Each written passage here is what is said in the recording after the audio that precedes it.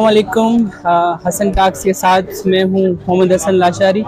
उम्मीद है कि आप सब खैर आफियत से होंगे। आज मेरे साथ मौजूद हैं यूथ पार्लियामेंट के फाउंडर सर रिजवान जाफ़र साहब। तो उनसे हम पहले तो पूछेंगे कि वाईपी का असल मैनिफेस्टो क्या है और वो आज तक यूथ के लिए उन्होंने क्या काम किया। जी बहुत शुक्रिया सबसे पहले तो आपको, और बहुत बहुत मुबारकबाद कि आप बड़े हेल्दी टॉपिक्स पर बात करते हैं।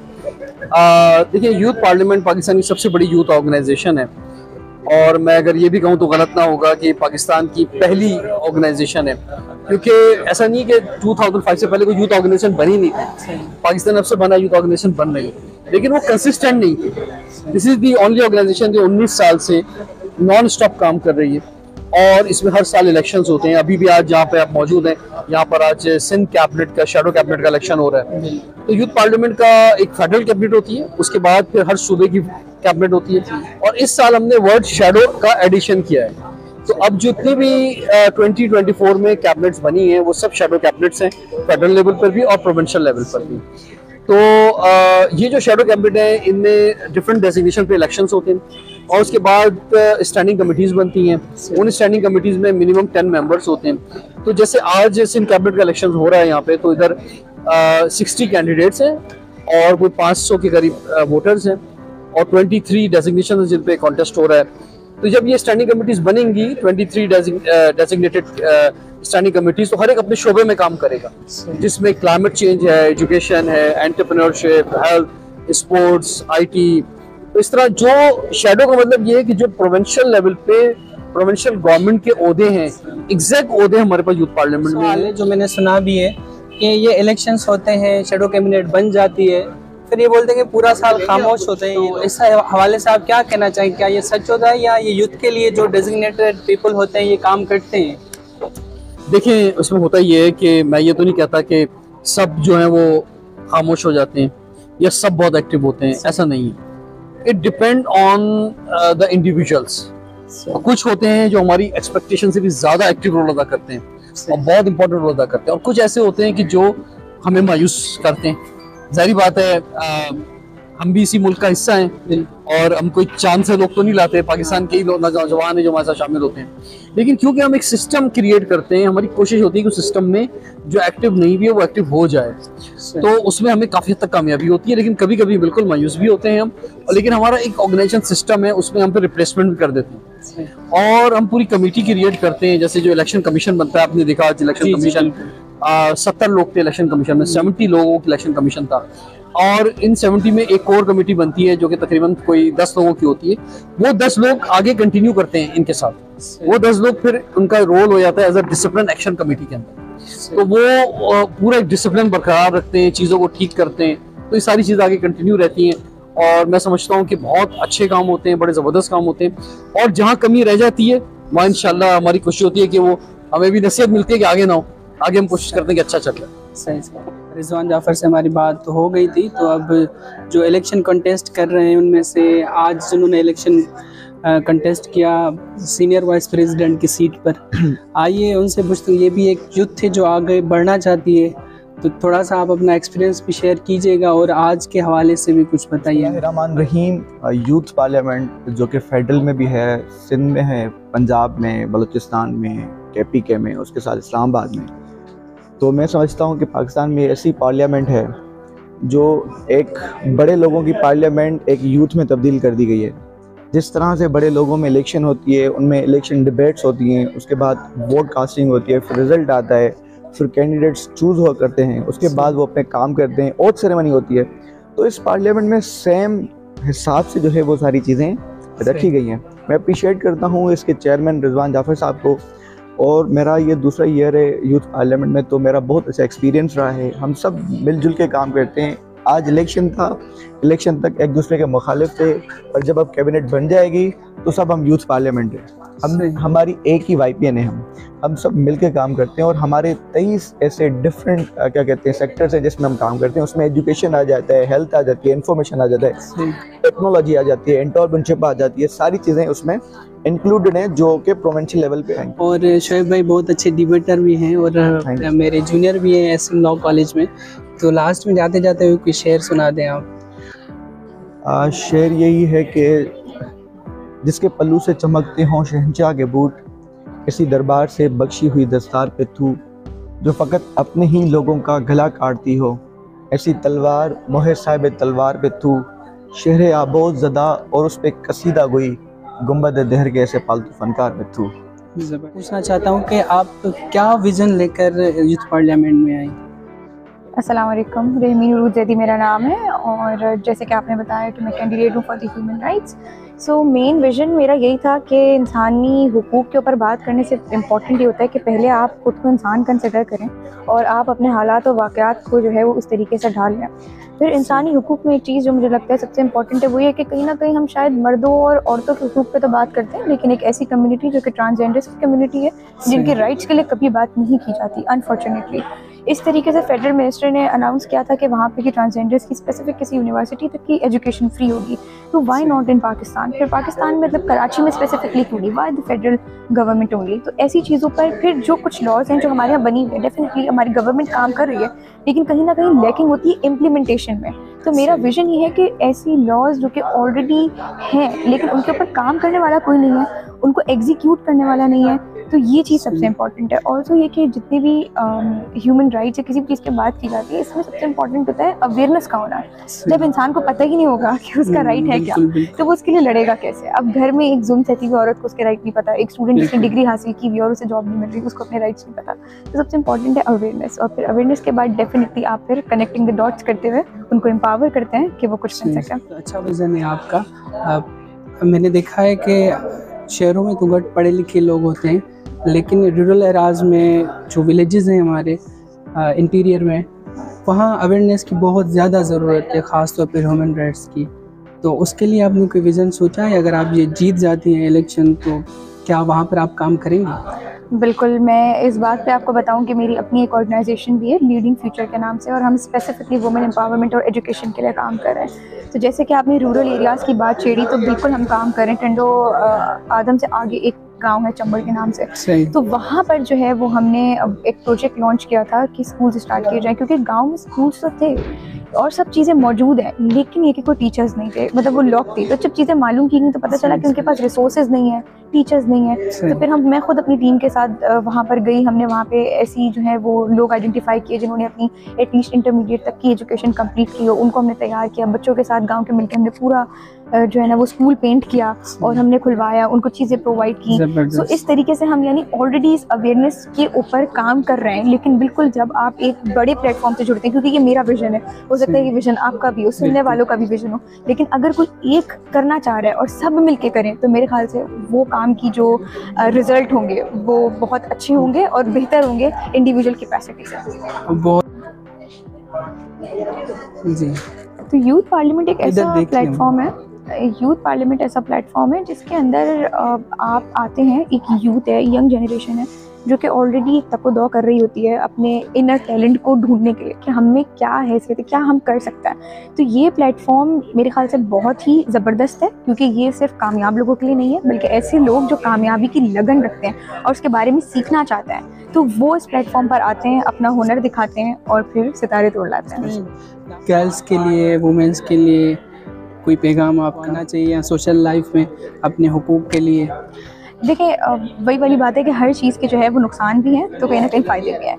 अब ये हर इंसान खुद डिसाइड करता है कि उसने क्या अपनी बाउंड्रीज सेट करनी है। बिल्कुल, सोशल मीडिया एक बहुत ही पावरफुल टूल है जिसको आप बहुत ही पॉजिटिव चीज़ों के लिए इस्तेमाल कर सकते हैं। और वो लड़कियाँ जो कि समझे कि जिनको अगर इजाज़त नहीं मिलती घरों से कि वो बाहर जाके कमा सके, कुछ करे, तो अब तो सोशल मीडिया ने इतना दौर आसान बना दिया कि आप घर बैठे कमा सकते हैं। आप एक IT का कोर्स कर लें, कोई चीज़ सीख लें। तो बस मेरा पैगाम तमाम लोगों को यही होगा कि अगर मैं कर सकती हूँ तो फिर हर कोई कर सकता है। Thank you so much. आपका मेरा मकसद सिर्फ ये है कि आप देखेंगे हमारी यूथ में कितना टैलेंट है, इस एज में इतना कुछ नॉलेज रखती हैं, तो आगे अल्लाह आपको बहुत सारी कामयाबियाँ देगा।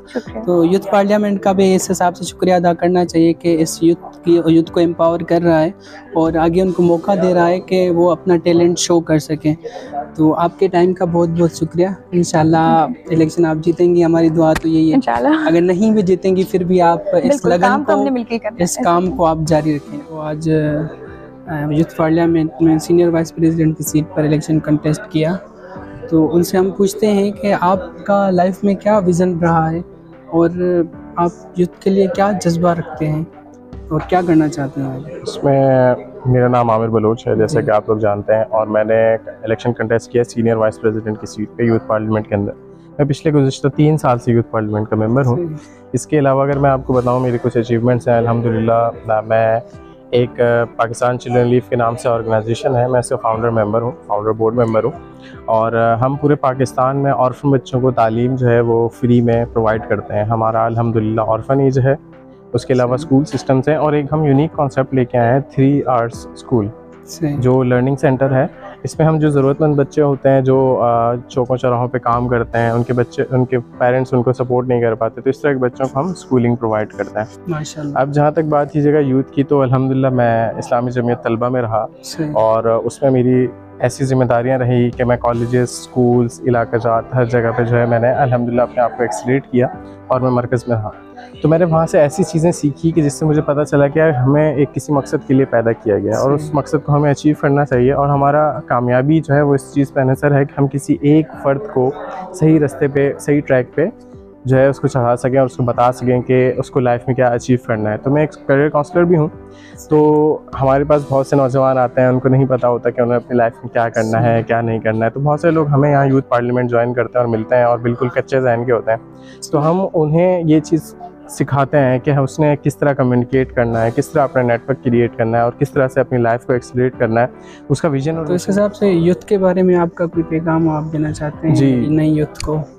जी, मैं यूथ के हवाले से यही पैगाम देना चाहता हूँ कि यार हमें जब भी अपना करियर सेलेक्ट करना है, अपनी लाइफ का कोई भी फैसला करना है, तो हमें इसमें मशवरा लाजमी करना है। हमें किसी अपने सीनियर से मशवरा करना है, अपने पेरेंट्स से मशवरा करना है, ताकि हम जो मशवरा कर रहे हैं उसमें बरकत हो, और जो है हम सही ट्रैक पर आ सकें। हमारी बहुत सी यूथ होती है, उनको मालूम नहीं होता कि उन्होंने अपनी लाइफ में क्या फ़ैसला करना है, किस तरफ जाना है, किस फील्ड में जाना है। तो मैं लोगों से गुजारिश करूँगा कि IT का दौर है, आगे कंप्यूटर का दौर है, तो आप IT के जो कोर्सेस आपको मिल रहे हैं, आया वो सैलानी करवाता है, बनो काबिल अल खिदमत करवाता है, या कुछ भी कहीं से भी आपको मौका मिलता है, तो आप उससे करीब हों और जो है इस तरफ आएँ, ताकि आप जो है अपने मुल्क को सर्व कर सकें, ठीक है, और अपने मुल्क में सरमाया लेके आएँ, और इस पर मेहनत करें और अपनी स्किल्स को बेटर करें। बाकी आपको जो मशवरा चाहिए हो आप कांटेक्ट कर सकते हैं। यहाँ पर भी एक मैसेज देना चाहूँगा कि भाई ने कहा कि वो किसी न किसी हिसाब से अपनी सर्विसेज दे रहे हैं पाकिस्तान की गरीब आवाम के लिए, इस गरीब बच्चों को पढ़ा रहे हैं, किसी तरीके से किसी न किसी काम से वो कंट्रीब्यूट कर रहे हैं। ये सिर्फ़ और सिर्फ अपने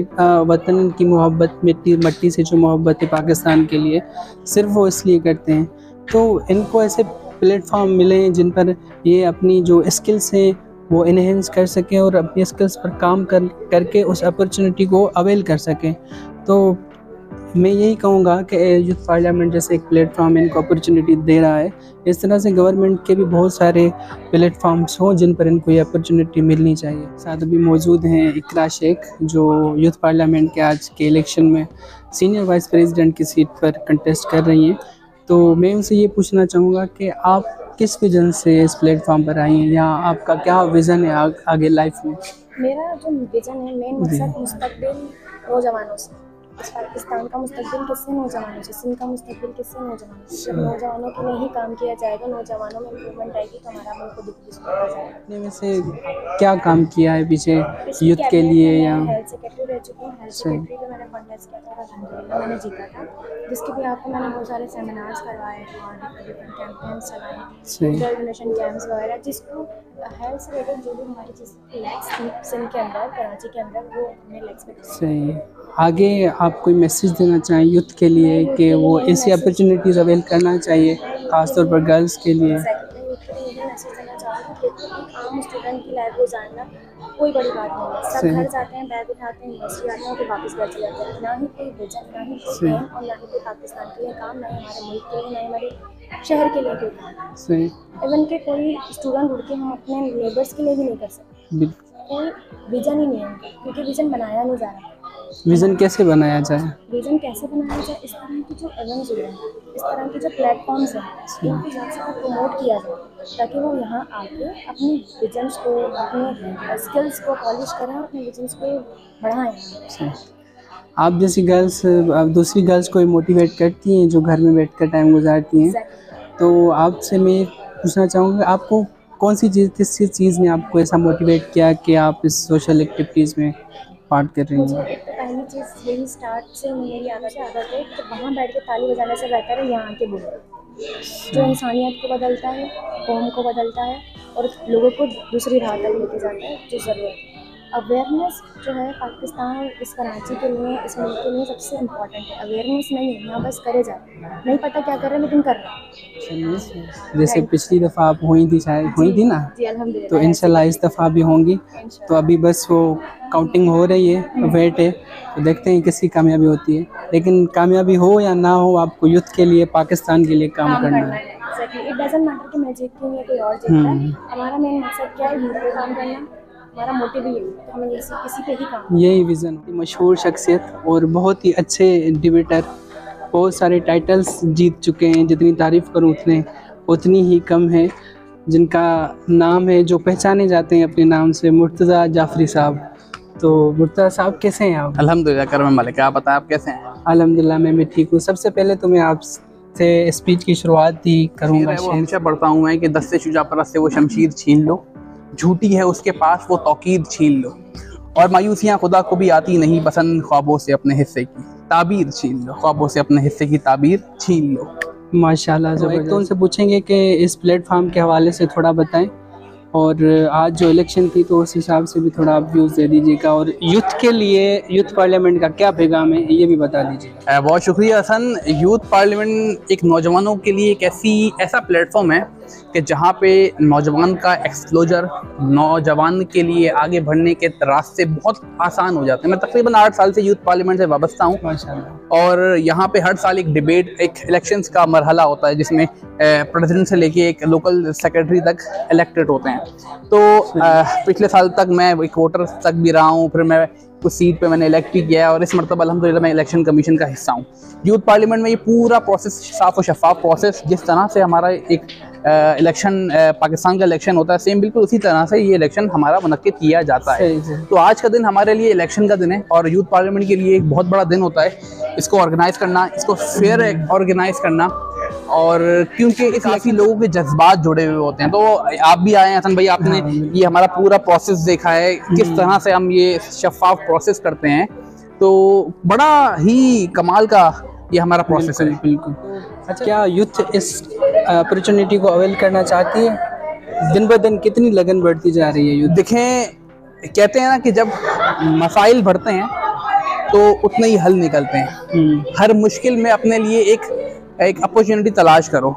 जिस तरह से हमारे इस मुल्क के हालात हैं, जिस तरह से यहाँ का नौजवान एक मायूस तरीन हालत में ये मुल्क छोड़ के जा रहा होता है, अपनी ज़िंदगी से मायूस हो जाता है, इसी तरह यूथ पार्लियामेंट उन मायूस तरीन नौजवानों के लिए एक शम्मा का किरदार अदा करती है। यूथ पार्लियामेंट देखें, एक जो नॉर्मल एक मिडिल क्लास लड़का होता है, उसको नहीं पता होता, या बच्चा होता है उसे नहीं पता होता कि हुकूमत के साथ बैठ के किस तरह से बात करनी है।